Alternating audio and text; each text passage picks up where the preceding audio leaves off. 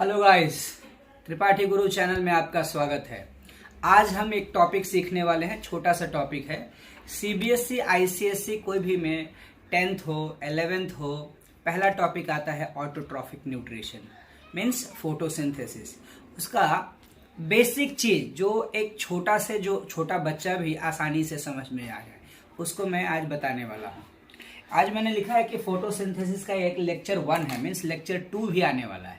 तो लेक्चर 1 में क्या है, जो बेसिक हम लोग बच्चों को सिखाते हैं कि जैसे रॉ मटेरियल से खाना बनता है। आप घर में भी खाना बनाते हैं तो आपको राइस लगता है, आपको दाल लगता है, आपको सब्जी लगता है। These are the raw materials. तो फूड जब प्लांट्स बनाते हैं तो उसको क्या रॉ मटेरियल्स लगता है? ऑफ कोर्स यस, वो मैंने लिखा है carbon dioxide, water, of course साथ में क्लोरोफिल, सनलाइट। ये सब चीजों की रिक्वायरमेंट होती है। थोड़ा समझेंगे। बेसिक स्टेप में अगर मैं देखा हूं तो एक सुंदर सा मैंने स्टाइलिश सन बनाने की कोशिश की है।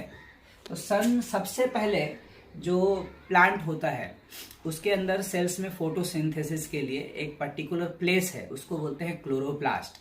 एंड इनसाइड द क्लोरोप्लास्ट एक प्लेस है ग्राना। ग्राना के अंदर पिगमेंट्स होते हैं। तो सबसे पहला स्टेप है कि जो हम प्लांट्स में क्लोरोफिल होते हैं वो क्लोरोफिल सनलाइट को ट्रैप करते हैं। तो फर्स्ट स्टेप है अपना absorption of sunlight bye chlorophyll. तो ये अपना फर्स्ट स्टेप मैंने दिखाया। सनलाइट को ट्रैप कर रहा है कौन? क्लोरोफिल ट्रैप कर रहा है।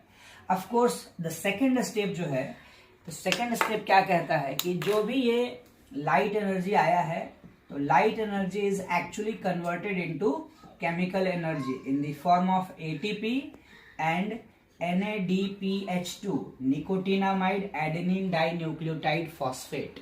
तो यहां पर ये light energy is converted into chemical energy. This is the second step of photosynthesis. Means यहां पर हम क्या लिखेंगे? Conversion of light energy into chemical energy. ये दो स्टेप आपके सामने। इसमें एक पॉइंट जो दिखाई नहीं दे रहा है वो है कि वाटर मॉलिक्यूल्स का स्प्लिटिंग। तो दूसरा स्टेप इसी का है, splitting of water molecules into hydrogen and oxygen.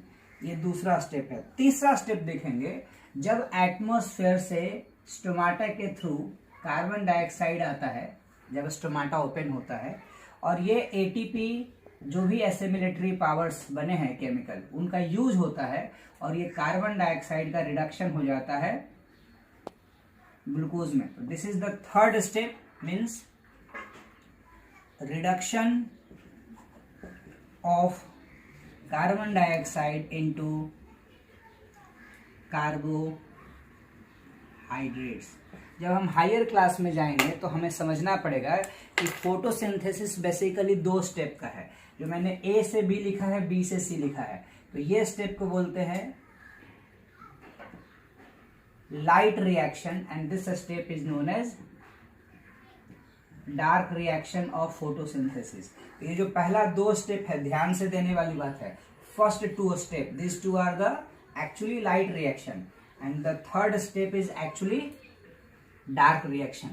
तो जो बातें यहां दिख रही है वहीं पर मैं आपको दिखा रहा हूं। सबसे पहला क्या हो रहा है, देखो, absorption of sunlight bye chlorophyll.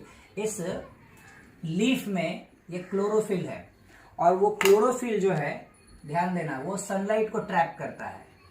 Root के थ्रू वाटर मॉलिक्यूल्स जो है जाइलम के थ्रू अल्टीमेटली लीफ तक पहुंचता है।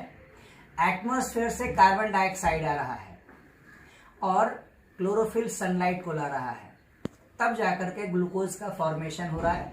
And oxygen is the best product for plant. तो प्लांट अपने लिए खाना बनाता है और बाय डिफॉल्ट हमें ऑक्सीजन मिलता है। पिछले क्लास में बताया था, ये जो ऑक्सीजन है वो वाटर मॉलिक्यूल्स का होता है। क्यों? क्योंकि मैंने अभी बताया splitting of water molecules into hydrogen and oxygen. तो आप इस तरीके से अगर standard 7th 8th 9th 10th के बच्चों को बेसिक कॉन्सेप्ट अगर फोटोसिंथेसिस का देना चाहेंगे तो बहुत आसानी से समझ में आएगा। अगला लेक्चर लेकर के आ रहा हूं मैं, फोटोसिंथेसिस का ही कनेक्टिंग लेक्चर रहेगा। So stay tune. और अगर आपको अच्छा लग रहा है तो लाइक कीजिए, सब्सक्राइब कीजिए और इस चैनल को डेफिनेटली प्रमोट कीजिए। Thank you very much.